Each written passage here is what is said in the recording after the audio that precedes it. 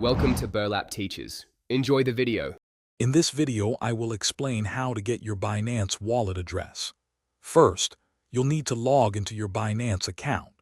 Once logged in, navigate to the wallet section, usually found in the top navigation bar.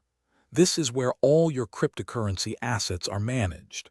From there, you'll select the deposit option to find your unique receiving address for various coins. After logging into your Binance account, look for the Wallet or Funds section, typically located at the top right of your dashboard. Click on it and then choose Fiat and Spot or Overview to see your asset list. Within this view, you will find the Deposit button. This is your gateway to receiving crypto into your account. Now, you need to select the specific cryptocurrency you wish to receive. Use the search bar if needed. Once you've chosen your coin, it's critical to select the correct deposit network. For example, for UST, you might choose ERC20, BEP20, or TRC20.